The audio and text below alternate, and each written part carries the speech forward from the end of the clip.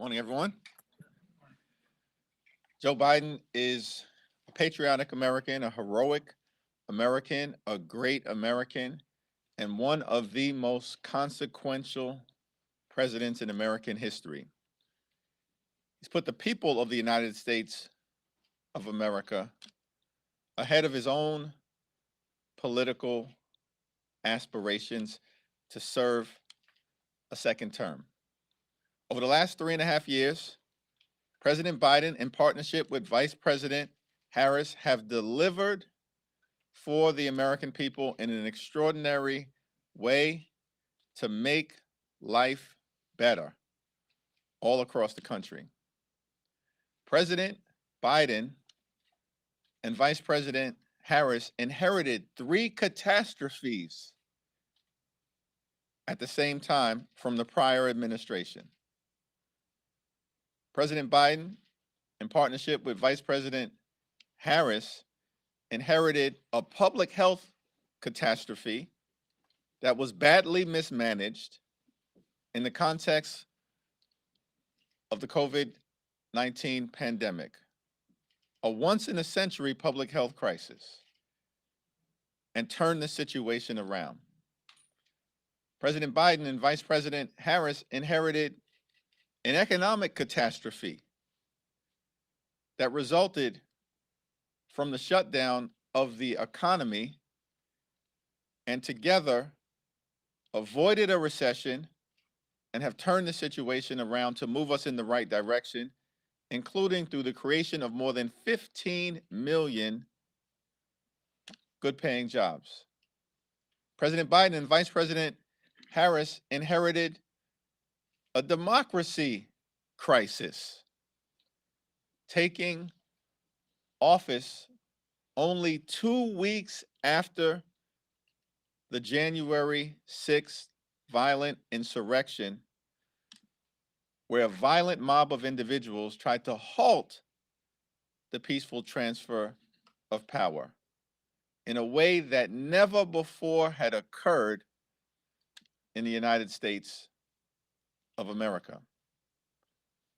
President Biden and Vice President Harris inherited a public health catastrophe, an economic catastrophe, and a democracy catastrophe at the same time.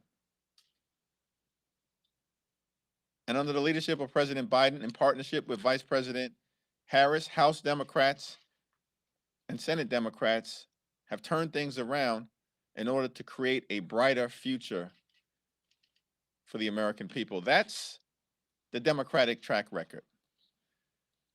Extreme MAGA Republicans have been in the majority for over 18 months.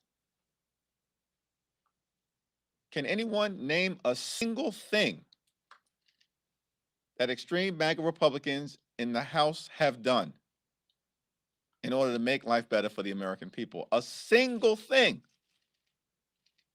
that they have done. You can't. As many House Republicans, like the distinguished gentleman from Texas, the Honorable Chip Roy, have pointed out, you can't name a single thing that extreme MAGA Republicans have done on their own to make life better for the American people. They are incapable of governing. And so there's a big difference between the leadership of President Biden, Vice President Harris, House Democrats, and Senate Democrats, and the chaos, dysfunction, and extremism that we've consistently seen from House Republicans. Questions? Thank you. Considering the demonstrations that we saw outside the building and everything, many of these folks associate with the left wing of your party. Talk about that divide and how Republicans will use that as politics against Democrats. And moreover, there were only, I think, 23 arrests here. It's a grand total, Capitol Police and elsewhere. Should the District of Columbia U.S. Attorney be trying to prosecute these folks more forcefully? Should that be an issue that maybe that there aren't more prosecutions? It's not clear to me that any of the protesters associate with the left wing of the Democratic Party when these are individuals who have been aggressively protesting members of the House Democratic Caucus every week, every month, year after year from October 7th in connection with our support for the special relationship between the United States and Israel. So that's a factual assumption that is inaccurate. With respect to the unlawful activity that we've seen take place, particularly immediately outside of Union Station, it is unacceptable to deface public property, desecrate the American flag, threaten Jews with violence, or promote terrorist organizations like Hamas. Unacceptable. Anyone who engages in that activity should be held accountable to the full extent of the law. Not that complicated. Thank you, Mr. Leader. So I spoke with House Dems who boycotted Netanyahu's speech yesterday, and they stated that instead of Netanyahu speaking to Congress, he should be engaging in a ceasefire deal. So what do you make of the fact that the Prime Minister didn't really talk about a ceasefire during the speech, given that nearly 40,000 Palestinians have been killed and hostages are still being held captive? It is my hope and expectation that in the conversations that the Prime Minister has today with both President Biden and Vice President Harris, that a major topic of the conversation will be the Biden-Harris peace plan that calls for, of course, the defeat of Hamas, the freeing of the hostages who have now been held in horrific conditions for close to 300 days, including American citizens, alongside Israeli citizens, and for the immediate surging of humanitarian assistance into Gaza to help out civilians who have been in harm's way through no fault of their own.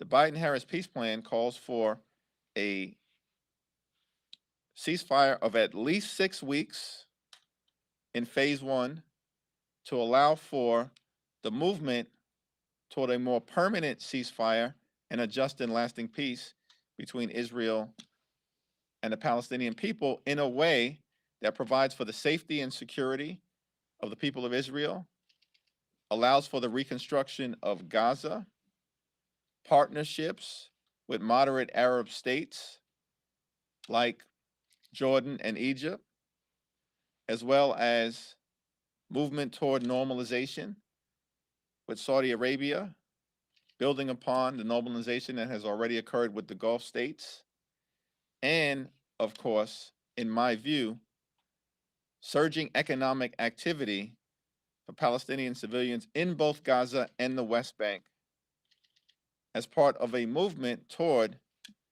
ensuring we can get to the just and lasting peace that every reasonable person in the world should want to see in the Middle East. Thank you. Thank you. Third row.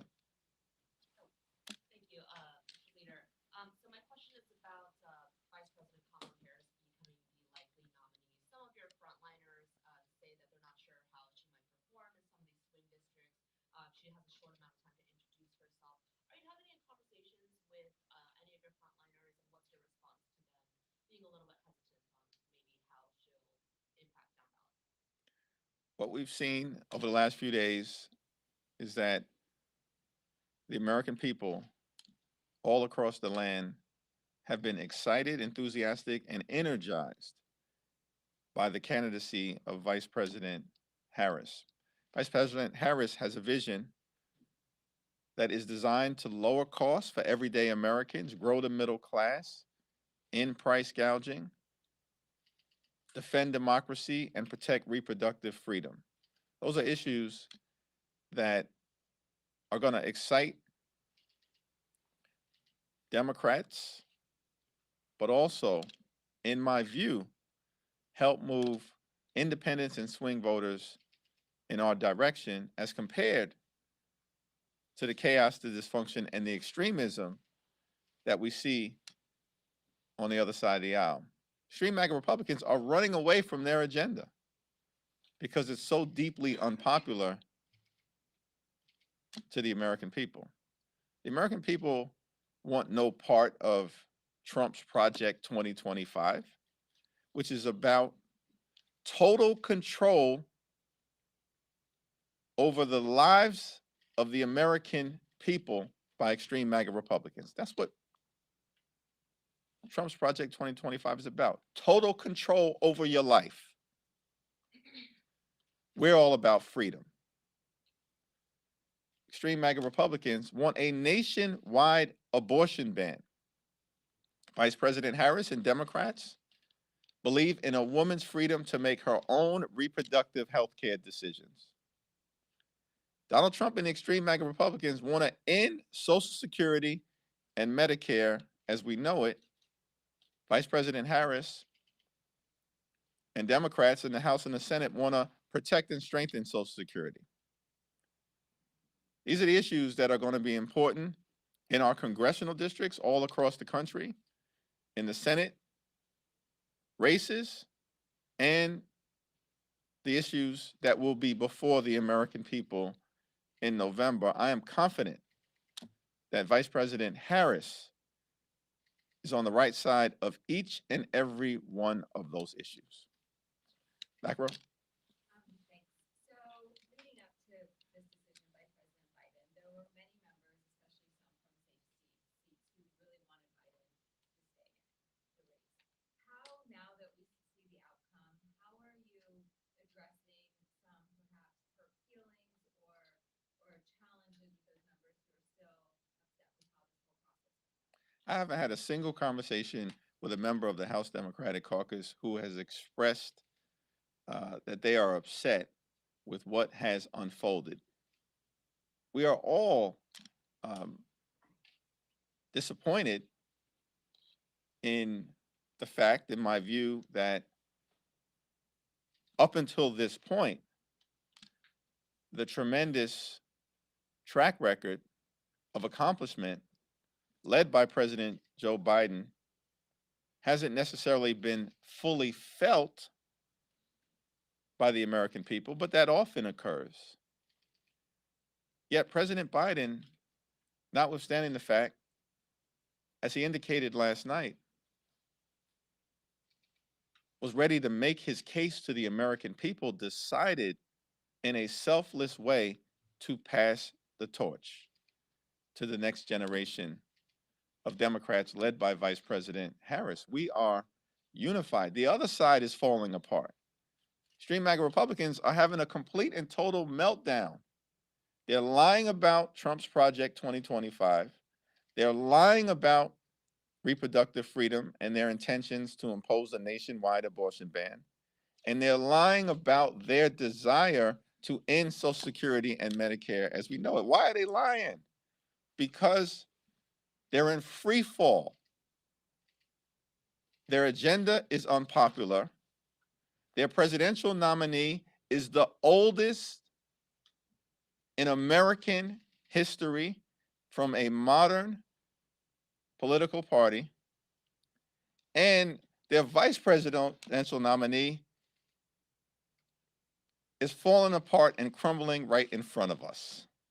Why was this guy selected? I'm confused. What does he add? What value does this guy add? Extreme MAGA Republicans are asking themselves that question right now. They're falling apart. Not that we're celebrating. They're falling apart.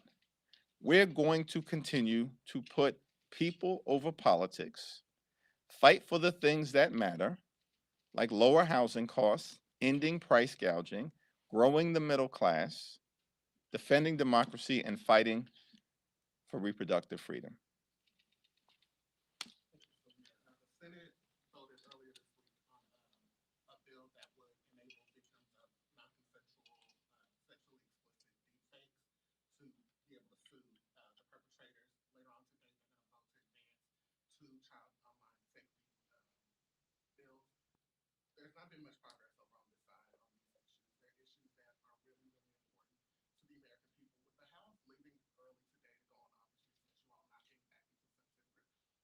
any optimism that any progress on this issue, which seems to have some bipartisan support, not just within Congress, but across the country, is there any hope that any of these issues will be addressed by the House before the election? House Democrats are going to continue to focus on trying to find bipartisan common ground with our Republican colleagues on any issue in order to make life better for the American people. That is what we have repeatedly done throughout this entire Congress. We believe that our job as members of Congress and representatives of the American people is to solve problems for hard-working American taxpayers and deliver real results. That's the House Democratic Caucus track record. The problem we confront is that the other side is all about chaos, dysfunction, and extremism. They are lying to the American people. We have a single legislative item that is on the floor today. Is it designed to address inflation? No. Is it designed to lower housing costs? No.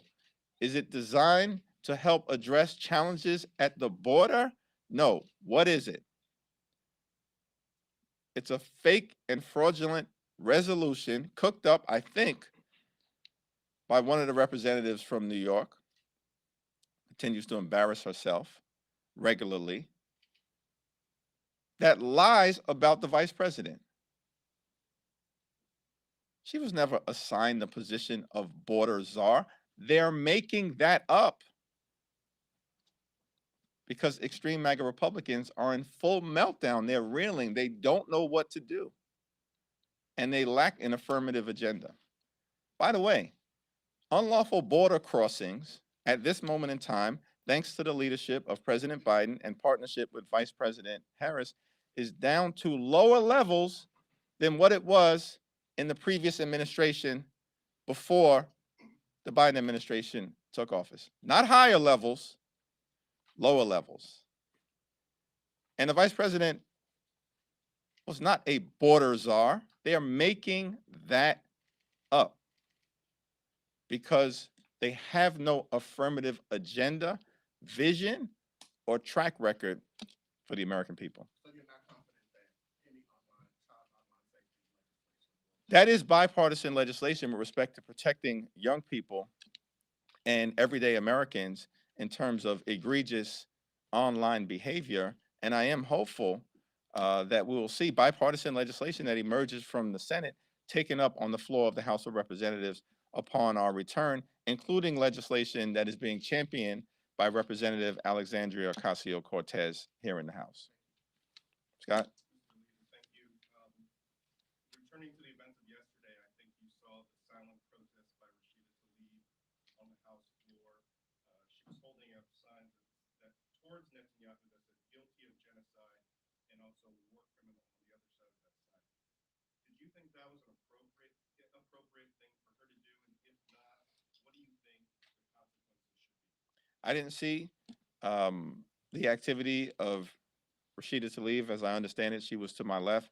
I was focused on the speech that was being delivered and processing the information that was being communicated by the Prime Minister. Was it appropriate? Thanks. To follow up on his question, was it appropriate? Rashida Tlaib is an elected member of Congress. Okay, she has a responsibility to her district in the same way that I have a responsibility to my district. Mr. Leader, I don't know if you saw the Judiciary Committee hearing yesterday, but Director Ray suggested that perhaps President Trump wasn't hit directly by a bullet in his ear, but perhaps shrapnel instead. Do you think that matters? And do you also believe that perhaps that means that President Trump should release his medical records as it relates to this investigation into the assassination? Well, political violence is not acceptable in any way, shape, or form in the United States of America.